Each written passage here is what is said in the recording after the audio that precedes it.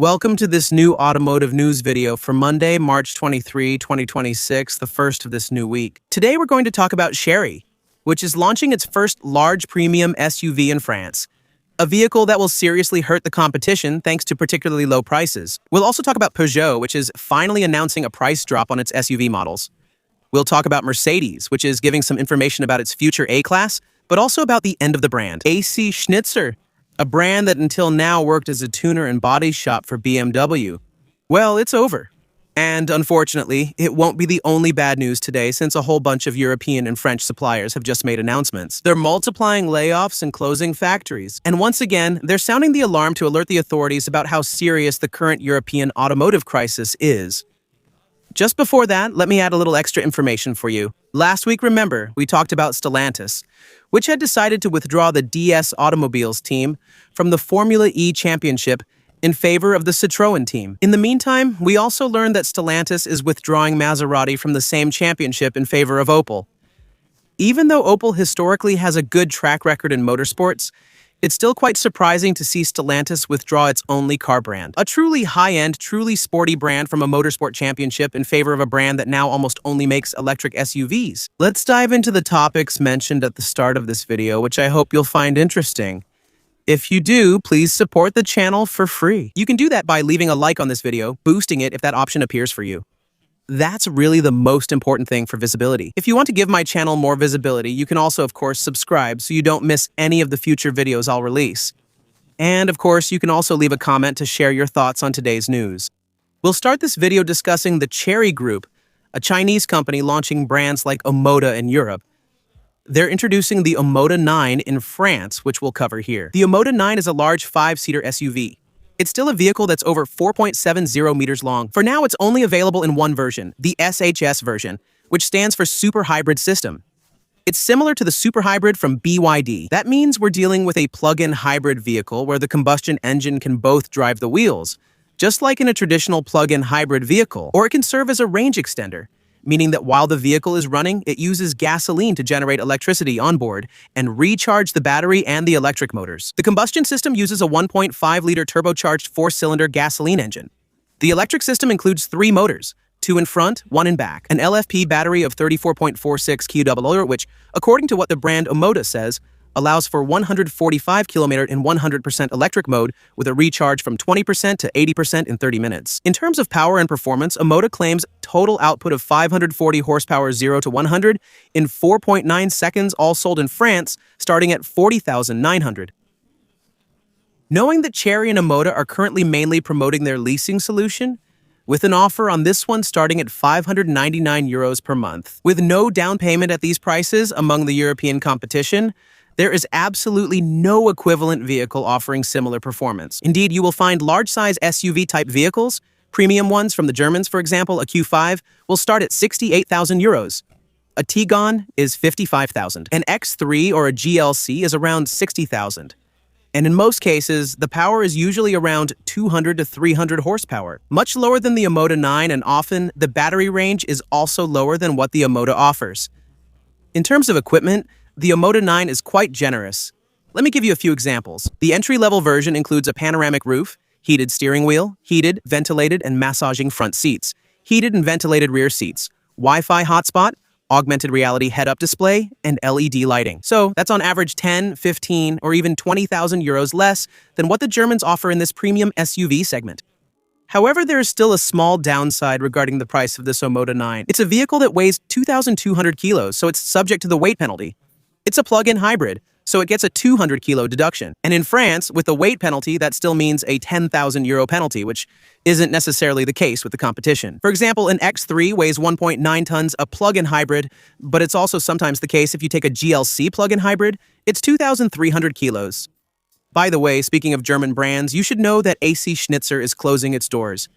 It's over for this brand that was once known for its mechanical and aesthetic tuning of BMW models. A decision explained by Call Group, the previous owner of AC Schnitzer, for several reasons, notably the import duties in the American market, which caused a drop in AC Schnitzer vehicle sales, but also due to the rising cost of raw materials, which gradually reduced AC Schnitzer's profit margins and led to its closure. So it's the end of a rather legendary era where AC Schnitzer really made a name for itself in racing.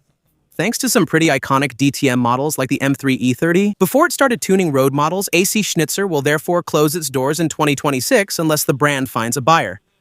Maybe BMW will come to its rescue like it did for the Alpina brand. And by the way, speaking of Alpina, which now belongs to BMW has announced that the first two BMW models to benefit from the Alpina finish will be the 7 Series, followed by the large X7 SUV. Let me remind you that Alpina was bought by BMW to make it the equivalent of Mercedes Maybach, meaning particularly luxurious vehicles. As I was telling you, unfortunately that's not the only bad news today, since we've learned that Goodyear, the tire manufacturer, is going to launch a new wave of layoffs in Europe. This time, 400 jobs are going to disappear. Goodyear explained that the past few years have been particularly tough for the tire industry, since a whole bunch of Chinese brands have arrived in Europe, selling tires at completely unbeatable prices.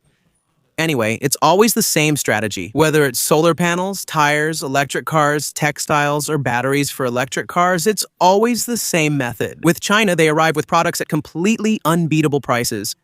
And once the competition has gone bankrupt, unable to compete with Chinese prices, they have a monopoly and raise the prices. Today, we're discussing Goodyear, but the whole equipment manufacturing sector is currently struggling because of Chinese competition, but also American tariffs and the rising cost of raw materials. CLEPIA, the European Association of Automotive Suppliers, reports that 24% of suppliers are expecting negative results for this semester. That means they will have lost more money than they made by producing and selling their goods. So that's 24% for this semester, compared to 15% in the previous one.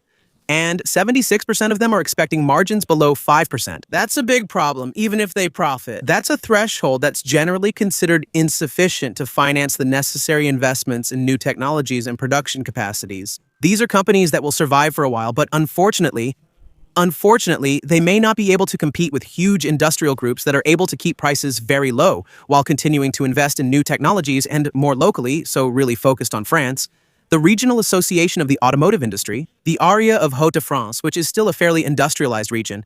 It's actually maybe the last truly industrialized region in the automotive sector in France, with maybe a bit in the east as well, around Sochaux. They wrote a letter to the French Ministry of Economy and Finance to alert them about the extremely serious crisis affecting the French automotive industry. Low sales, especially among French brands that still manufacture in France, are impacting the entire sector. This concerns electric car manufacturers, combustion engine cars, hybrids, parts suppliers, equipment manufacturers, but also auto mechanics and dealerships. The entire sector is facing an unprecedented wave of bankruptcies. The situation is considered urgent because, according to ARIA, if the automotive market does not recover in the coming weeks, that is, if there is not a strong increase in sales, several dozen companies could go bankrupt by the summer of 2026. A rebound in sales might not happen anytime soon.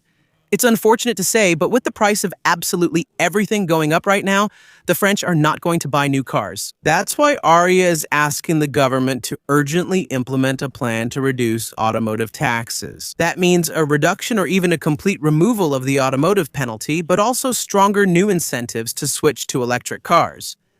Basically, a higher bonus. Still, there are some French brands that are playing along and currently offering discounts to try to boost sales a little. That's the case, for example, with Peugeot and their 5008 plug-in hybrid, on which Peugeot is offering a discount until the end of March. A discount of €2,940 off the list price, bringing the price down from €45,000 to €42,250, plus a €1,000 trade-in bonus for those replacing their old vehicle. Just a reminder, for that price, the 5008 offers a 7-seater SUV with a total combined power of 225 horsepower, a 17.8 kWh battery that, on paper, allows it to travel 90 kilometers in 100% electric mode. Let's discuss Mercedes, which is providing minor updates on the future A-Class. The A-Class was meant to be discontinued for the CLA to take over as the entry-level model, but CLA sales aren't enough. As a result, Mercedes is forced to launch a new A-Class. Mercedes has confirmed that its new A-Class will remain a compact-type vehicle. Unlike Audi, which is turning its new A2 into a kind of crossover SUV, the A-Class will remain a compact, probably raised compared to previous generations, since it will be based on the MMA platform, which is the same platform as the A-Class. And it should be able to accommodate batteries, both for hybrid combustion engines and for 100% electric versions. It will use the CLA's platform as well as its mechanics. So it will be based on that architecture. 800 volts, it should be offered in a 100% electric version, either with a 58 kW LFP battery or an 85 kW NMC battery, which should allow it to exceed 700 or 800 kilometers of range, may be the first small electric car to have that much range, actually. And the hybrid versions, which should also use the 1.5-liter four-cylinder gasoline engine that's currently found under the hood of the CLA hybrid. The big question, of course, will be the price. How much is it going to cost? If Mercedes creates a compact car with an 800-kilometer range for under 30,000 euros, it could become a bestseller. We'll keep an eye on this, but that's all for today's news. I hope you found this first video of the week interesting. If so, as always, please show your support. If you like, subscribe for more videos or support the channel by clicking join below. I'll see you tomorrow. Ciao!